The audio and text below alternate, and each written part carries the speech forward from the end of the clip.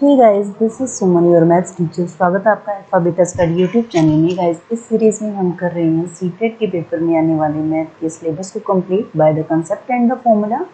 And math के complete syllabus को guys in 6 part में मैंने डिवाइड किया है। Number system, algebra, ratio and proportion के बारे में हम कंप्लीट डिस्कशन कर चुके हैं।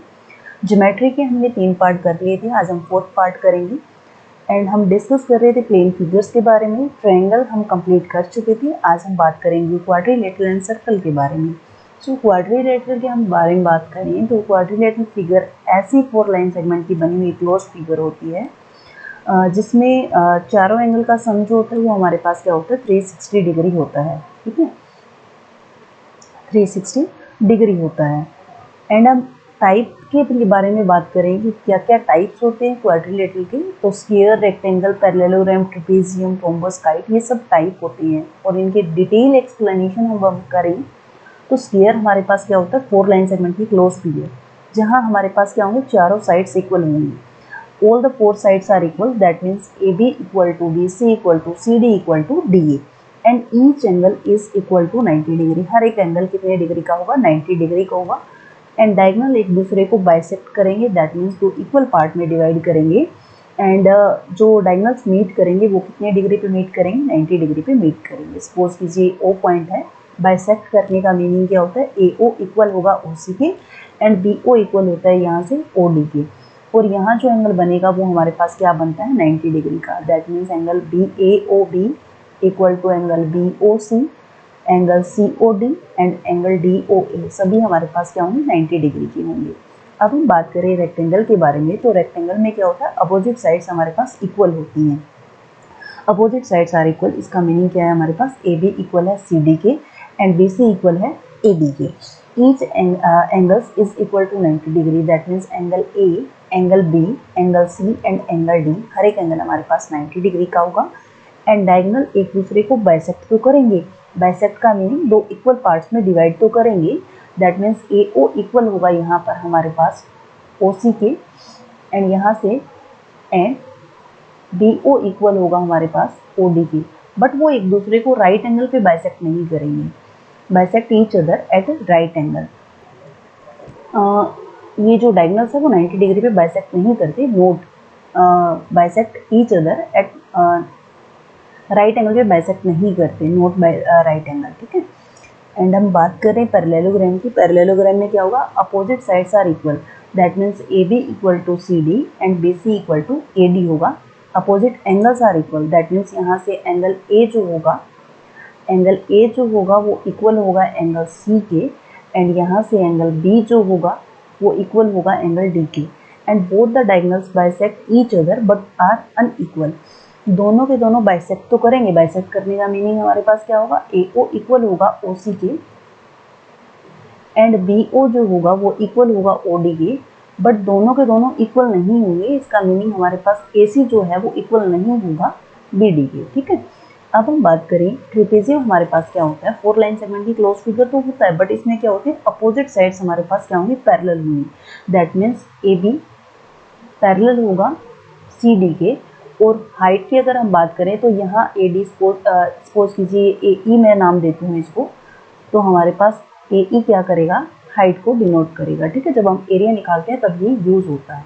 ओके, और अगर आइसोसेलेस ट्रेपेजियम की बात करें, हम आइसोसेलेस ट्रेपेजियम की बात करें तो हमारे पास ए डी क्या होगा उसमें बी सी के इक्वल होता है। अगर हम आइसोसेलेस ट्रेपेजियम की बात करें तो उसमें हमारे पास क्या हो जाएगा ए डी इक्वल हो जाएगा बी सी के। ए बी तो पैरेलल होगा सी डी के, बट आइसोसेलेस ट्रेपेजियम के लिए हमारे पास ए डी सी डी के सी बी सी के इक्वल हो जाएगा। अब हम रोम्बस की बात करें तो ये भी 4 लाइन सेगमेंट की बनी हुई क्लोज फिगर है जिसमें चारों साइड्स आपस में इक्वल होती हैं। All the 4 sides are equal, that means A B equal to B C equal to C D equal to A D होगा। और सेकेंड, बोथ द डायगोनल्स, दोनों के दोनों डायगोनल एक दूसरे को क्या करते हैं राइट एंगल पे बाइसेक्ट करते हैं, दैट मीन्स ये एंगल भी 90 डिग्री का होगा, ये एंगल भी 90 डिग्री का, ये भी 90 डिग्री का, ये भी एंगल हमारे पास क्या होगा 90 डिग्री का होगा at right angle but unequal. ये लेंथ में हमारे पास इक्वल नहीं होते। बाइसेक्ट करने का मीनिंग हमारे पास क्या होगा, वेट अ सेकंड, बाइसेक्ट करने का मीनिंग हमारे पास क्या होगा कि ए ओ इक्वल होगा ओ सी के एंड बी ओ इक्वल होगा ओ डी के but are unequal, that means हमारे पास ए सी जो डायगोनल है वो इक्वल नहीं होगा बी डी के। ठीक है, अब हम बात करें काइट फिगर के बारे में, तो इसमें एडजेसेंट टू साइड्स हमारे पास इक्वल होती है, that means A D side किसके इक्वल होगा, ए बी साइड के इक्वल होगा, और ये दो adjacent sides B C equal होगा किसके, सी डी के इक्वल होगा। सेकेंड है कि दोनों डायगोनल्स आपस में एक दूसरे को राइट एंगल पे बाइसेक्ट करते हैं, दैट मीन्स ये जो एंगल फॉर्म होता है इनके बीच में वो क्या होता है, 90 डिग्री का एंगल फॉर्म होता है। थर्ड बात क्या होती है, जो सबसे बड़े वाला डायगोनल है that means A C diagonal है, वो बी डी को दो इक्वल पार्ट में डिवाइड करता है, दैट मीन्स यहाँ से हमारे पास क्या इक्वल होगा, यहाँ से हमारे पास इक्वल होगा पी ओ इक्वल होगा ओ डी के। ठीक है, तो ये हमारे पास सारे डिटेल्स है काइट के बारे में। अब हम बात करें सर्कल के बारे में कि सर्कल क्या होता है। एक क्लोज फिगर होती है, एक क्लोज कर्व होता है हमारे पास with all points in one plane, सारे के सारे पॉइंट्स एक ही प्लेन में होंगे at equidistance from a fix point. Suppose कीजिए कि मैं इस सर्कल के सेंटर को ओ से डिनोट कर दूँ, तो यहाँ ओ से हम डिस्टेंस लेंगे हर एक कर्व पे, वो इक्वल डिस्टेंस होगा, दैट मीन्स रेडियस क्या होती है, हर जगह से इक्वल होती है। ठीक है, अब हम इन्हें नेम कर दें, सपोज करते हैं कि हम यहाँ नेमिंग कर देते हैं ए बी, तो ए बी हमारे पास क्या होगा, डायामीटर होगा। ठीक है, और डायामीटर, और यहाँ से अगर मैं ओ सी लिख दूँ तो ओ सी हमारे पास क्या होगी, रेडियस होगी, but O B, O C and O A ये तीनों रेडियस का काम करेगी। अब ऐसी लाइन जो सर्कल को दो पॉइंट पे टच करती है, अंदर से इंटरनली टच करती है, तो उसे हम क्या बोलेंगे, कोड बोलेंगे। अगर बाहर से कोई लाइन जस्ट ओनली एक सिंगल पॉइंट पे टच करे उसे बोलती हैं टेंजेंट। ठीक है, और सीकेंट बोला जाता है सर्कल को अगर कोई एक ऐसी लाइन दो पार्ट में डिवाइड कर दे तो उसे बोला जाता है सीकेंट। ठीक है, तो ये हमारे पास सर्कल के बारे में बेसिक बातें थी, और सर्कल के बारे में कुछ इंपॉर्टेंट बातें हैं वो सारी मैं आपको समझाती हूँ। और यहाँ ये चीज़ें ध्यान से समझना कि डायमीटर सर्कल के सेंटर से पास होने वाली पार्ट होता है, रेडियस सेंटर से बाहर किसी भी पॉइंट पे टच करे उसे रेडियस बोलते हैं, कोड सर्कल को दो पार्ट पे टच करेगी, सीकेंट सर्कल को दो पार्ट में डिवाइड करेगा, टेंजेंट बाहर एक सिंगल पॉइंट पे टच करेगा। ओके, अब हम कुछ इंपॉर्टेंट पॉइंट हम डिस्कस करें। तो फर्स्ट पॉइंट देखिए हमारे पास क्या होगा, सपोज कीजिए कि मेरे पास एक सर्कल है, ठीक है, और ये मेरे पास टेंजेंट है। रेडियस अगर परपेंडिकुलर, रेडियस जो होगी वो टेंजेंट पे क्या होगी, हमेशा परपेंडिकुलर होगी। ये तो मैंने टेंजेंट यहाँ लिया है, सपोज करते हैं ये टी मेरा टेंजेंट है और ये मेरी क्या है, रेडियस है। ठीक है, तो रेडियस ऑलवेज क्या होगी, टेंजेंट पे परपेंडिकुलर होगी। अगर ये टेंजेंट मैं यहाँ लेती हूँ तो यहाँ से भी क्या होगी, रेडियस परपेंडिकुलर होगी, तो रेडियस हमेशा क्या होगी, परपेंडिकुलर होगी टेंजेंट पे। ठीक है, अब सेकंड पॉइंट के बारे में अगर हम बात करें, ये हमारे पास एक सर्कल है और बाहर एक पॉइंट है, वहाँ से अगर मैं टेंजेंट ड्रॉ करूँ, एक टेंजेंट ये है और एक टेंजेंट सपोज करते हैं हमने यहाँ से ड्रॉ किया, इसको नाम मैंने दिया पी, टी एंड आर। ठीक है, तो पी टी की लेंथ जो होगी वो हमेशा इक्वल होगी पी आर की। कहने की बात क्या है, सर्कल को अगर बाहर के किसी पॉइंट से दो टेंजेंट ड्रॉ किए जाएं तो उन टेंजेंट की लेंथ जो होती है वो इक्वल होती है।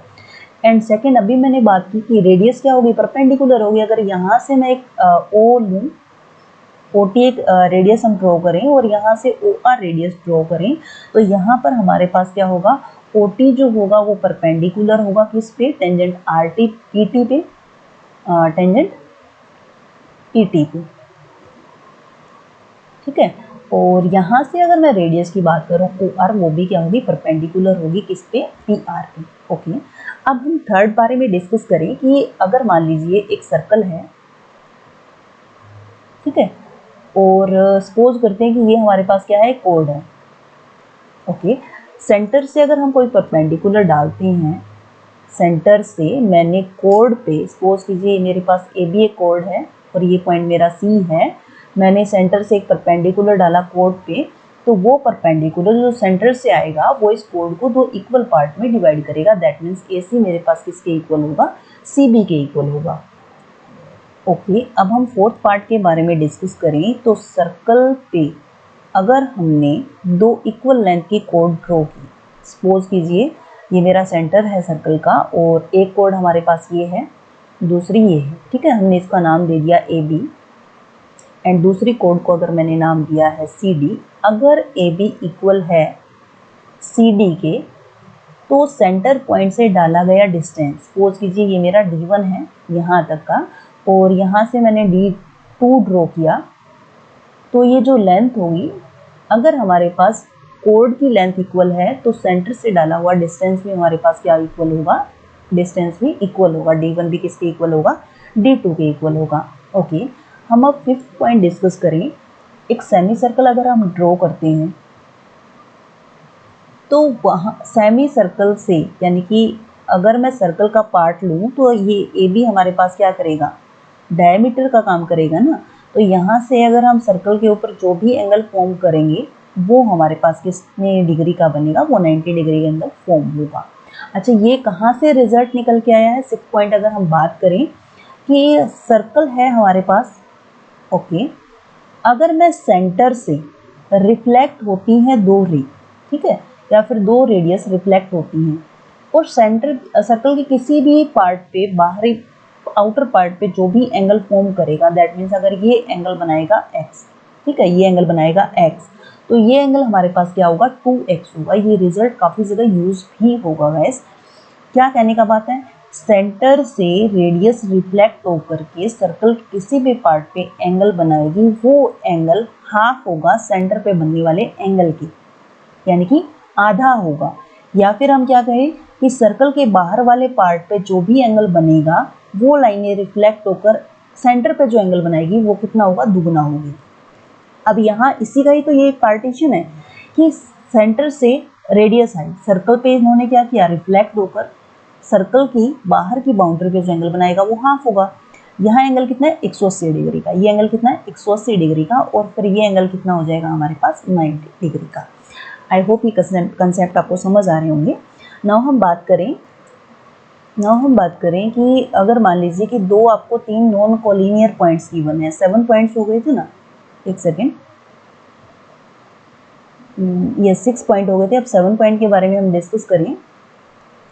7th पॉइंट के बारे में डिस्कस करें कि 3 नॉन कोलिनियर पॉइंट्स हमारे पास हैं, ठीक है, तो उनसे ना जस्ट ओनली एक सिंगल सर्कल ही हम ड्रॉ कर सकते हैं। 3 नॉन कोलिनियर पॉइंट से एक सिंगल सर्कल ड्रॉ किया जा सकता है।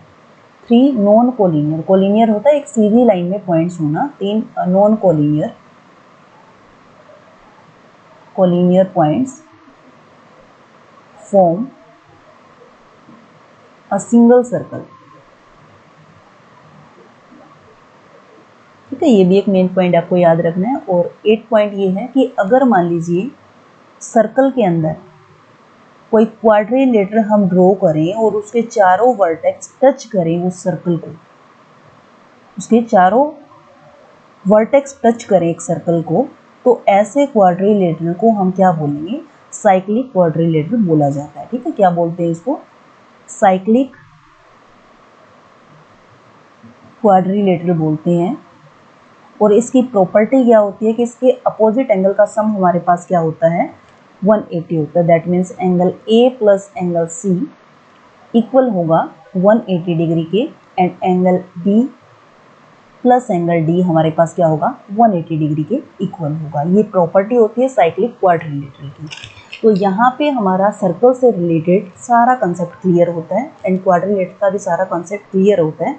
आई होप ये वीडियोज़ आपके लिए हेल्पफुल हैं, एंड अगर आपके लिए हेल्पफुल है गाइस तो प्लीज़ लाइक कीजिए, इसको शेयर कीजिए, सब्सक्राइब कीजिए मेरे चैनल को, ताकि आने वाली हर एक वीडियो का नोटिफिकेशन आपको मिले। And have a nice day.